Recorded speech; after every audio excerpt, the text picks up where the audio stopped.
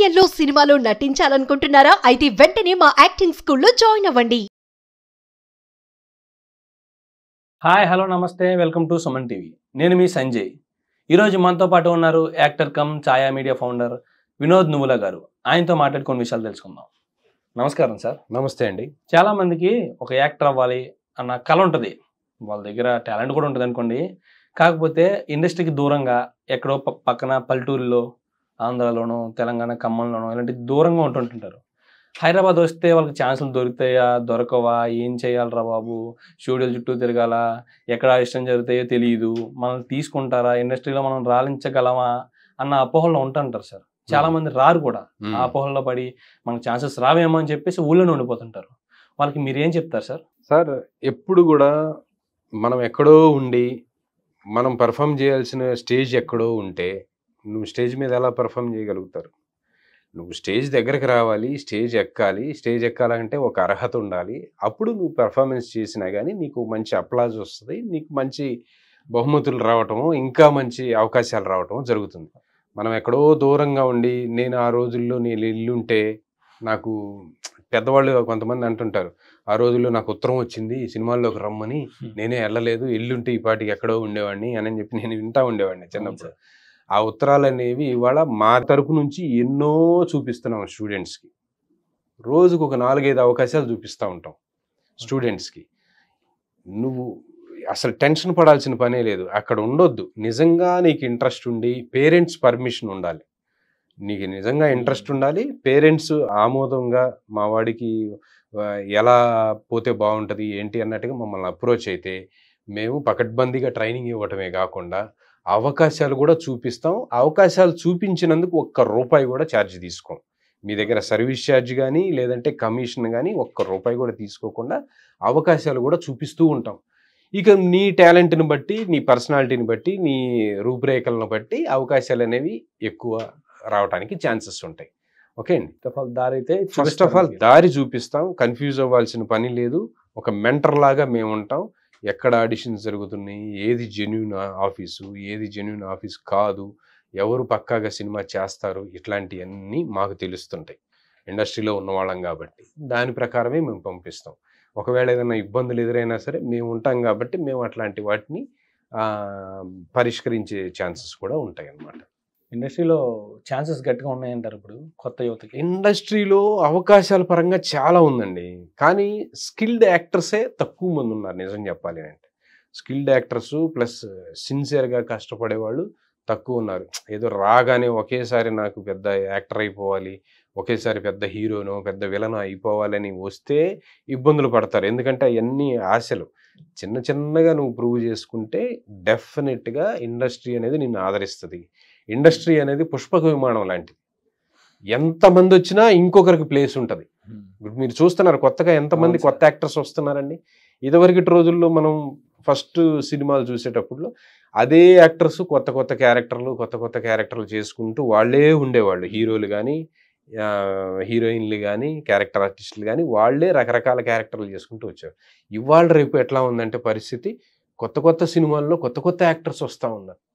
ఇప్పుడు మొన్న చూశారు మన కమిటీ కుర్రాళ్ళు అని 11 మంది కొత్త హీరోలను పెట్టి, ఒక 4 హీరోయిన్లు పెట్టి సినిమా చేశారు. అందరు కొత్త వాళ్ళే, వాళ్ళందరూ కూడా అంతకుముందు ఎప్పుడు చేసిన ఎక్స్పీరియన్స్ ఉన్నవాళ్ళు కాదు. ఎలా వస్తాయి వాళ్ళకి అవకాశాలు అంటే వాళ్ళని టాలెంట్కి స్కిల్ జోడించి అవకాశాలు వెతుకుతూ ఉంటే వాళ్ళకి అవకాశాలు వస్తూ ఉంటాయి. అట్లా అనమాట. డెఫినెట్గా అవకాశాలు అయితే ఫుల్ ఉన్నాయి. కావాల్సింది నీలో కసి, పట్టుదల, ఇంట్రెస్ట్, కష్టపడే తత్వం ఉండాలి. దానికి మేము ట్రైనింగ్ ఇచ్చి మిమ్మల్ని అవకాశాల పరంగా మీకు ఒక దారి చూపించే బాధ్యత మాది. ప్రాపర్గా చెప్పేది అయితే మీరు ఇండస్ట్రీలో బోల్డ్ స్పేస్ ఉంది, ఇంకా రిక్రూట్మెంట్ ఉంది. అపోహలన్నీ వదులుకొని ముందు మా దగ్గర రండి, అంతే. మీకు దారి మించి చూపించే బాధ్యత మాది, అంతే. ఇప్పుడు సార్ చాలా మంది అంటూ ఉంటారుగా, యాక్టింగ్ మా బ్లడ్ లోనే ఉంది, మేము తప్ప ఎవరు చేయలేరు, యాక్టింగ్ కి పెట్టి పుట్టుండాలి, మా రక్తంలో పుట్టిన వాళ్ళు మాత్రమే, మా బ్లడ్ మా రిలేషన్ లో పుట్టిన వాళ్ళు మాత్రమే యాక్టింగ్ చేయగలరు అంటుంటారు కదా. నిజంగా అది నిజం అంటారా? అదంతా ఊరికే వాళ్ళు అంటమే కానివ్వండి. అంత బ్లడ్ లోనే ఉండేటట్లయితే మరి ఆ బ్లడ్ వాళ్ళందరూ సూపర్ స్టార్లు అయిపోవాలిగా, మరి అవ్వట్లేదుగా. బ్లడ్లో షుగర్లు బీపీలు వస్తాయేమో కానీ బ్లడ్తో పాటు యాక్టింగ్ రాదు. యాక్టింగ్ అనేది నేర్చుకుంటే ఎవరైనా చేయగలుగుతారు.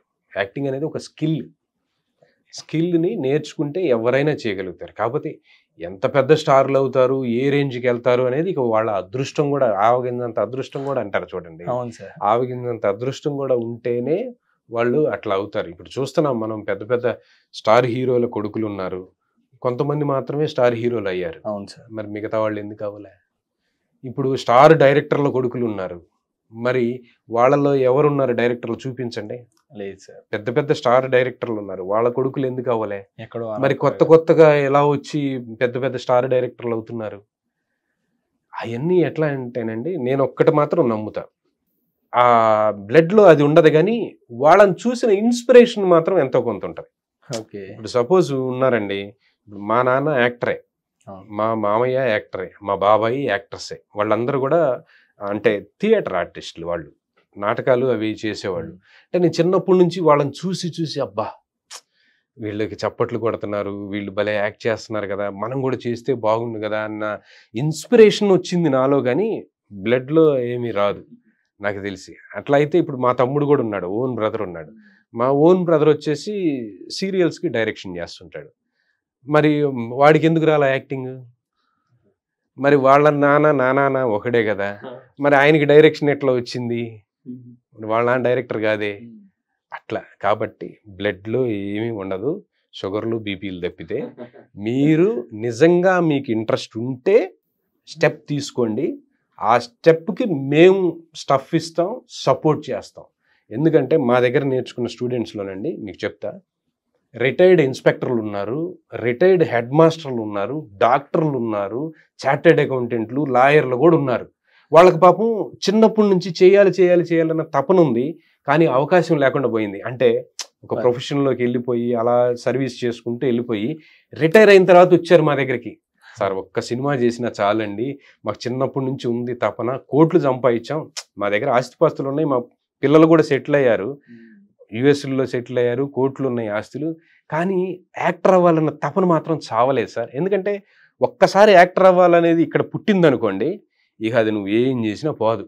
నువ్వు కోట్లు వేరే రియల్ ఎస్టేట్కి వెళ్ళి కోట్లు సంపాదించినా, రాజకీయాల్లోకి వెళ్ళి కోట్లు సంపాదించినా, మళ్ళీ చూపు సినిమా వైపే ఉంటుంది, ఎక్కడన్నా ఒక అవకాశం వస్తే బాగుండు అని చెప్పి ఉంటుంది. అలాంటి వాళ్ళు నిరభ్యంతరంగా రావచ్చు, డెఫినెట్గా మీతో చేయించే బాధ్యత మాది. యాక్టింగ్ అనేది ఒక ప్రాంతానికో లేకపోతే ఒక రక్తానికో వారసత్వానికో పరిమితం కాదు, వయసుకు కూడా పరిమితం కాదు. వయసు కూడా పరిమితం కాదండి. మా దగ్గర మేము చెప్తే అర్థం చేసుకునే పిల్లల దగ్గర నుంచి, అంటే ఒక 5-6 సంవత్సరాల పిల్లల దగ్గర నుంచి 66 సంవత్సరాల ఏజ్ గ్రూప్ వాళ్ళు కూడా మా దగ్గర నేర్చుకునే వాళ్ళు ఉన్నారు, నేర్చుకున్నారు, చేస్తున్నారు కూడా సినిమాలు. అవును sir. Okay sir, thank you very much sir, ఇంత వాల్యుబుల్ ఇన్ఫర్మేషన్ మాకు ఇచ్చినందుకు. నమస్తే. నమస్తే అండి, థ్యాంక్ యూ.